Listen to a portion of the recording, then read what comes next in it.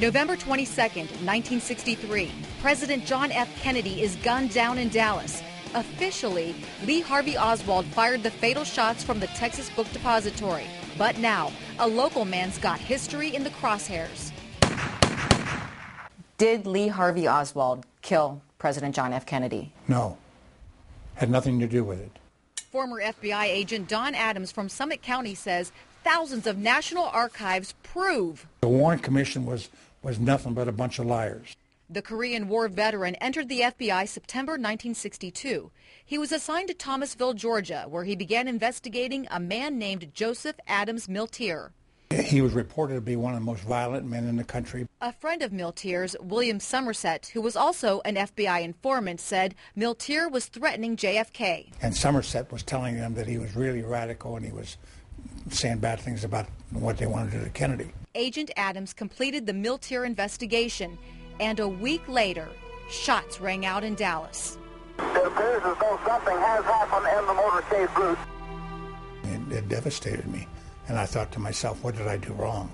His boss said, find Miltier. I said goodbye to my partner. He never said a word to me about anything about Miltier, that he knew him or anything. Many years later, Don learned that agents contacted his partner, who told them Miltier was in Georgia, essentially eliminating him as a suspect. And that shocked me when I saw that document, because I knew it was an outright lie. Then, when Adams finally captured Miltier days later, he says his supervisor prohibited him from conducting a proper interrogation. Miltier was released, and Agent Adams transferred. And where did I go but to Dallas, Texas? He remembers seeing the Zapruder film for the very first time. And all of a sudden I saw the president go like this with his hands. And I said, hell, I said, he was shot in the throat.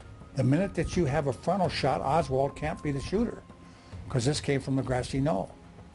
And Oswald was in Texas School Book Depository.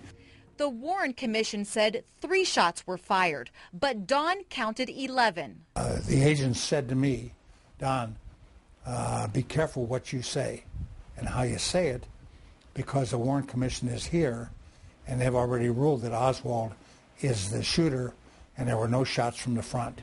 The Army veteran wondered how Oswald fired 3 shots in 7.5 seconds from a bolt-action rifle. I'm going to tell you something right now, guys. There's no way in the world Oswald shot that weapon, and boy, I mean, I was really cautioned then. Don eventually retired from the FBI, never thinking twice about Miltier, until 1992, when he saw a picture in this book, which he says positively places Miltier in Dallas the day of the shooting. Joseph Adams Miltier, looking at the presidential car moments before the president was killed. At the National Archives and Records Administration, Don found many reports missing or manipulated, including his file on Miltier from '63. Everything that I had done was gone. Everything was gone. But the most startling discovery was a tape recording captured by Miami intelligence officers November 9th, 1963, just weeks before Dallas. Miltier is talking to the informant, William Somerset. Why the hell you figure the best way would be coming on still with a high heart, right? And they're going to really try to kill it. The FBI headquarters and Secret Service both had that tape within days. It should have stopped the president from traveling instantly. But they didn't. And he says he was jubilant. Bragging to Somerset, "You thought I was kidding when I said he would be killed from a window with a high-powered rifle." Despite all of that, Miltier was never even mentioned in the Warren Commission report. When Hoover set up the propaganda in the FBI, don't embarrass the FBI, that was his rules.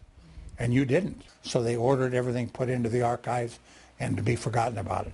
But Don can't forget and hopes something is done before the truth is buried forever.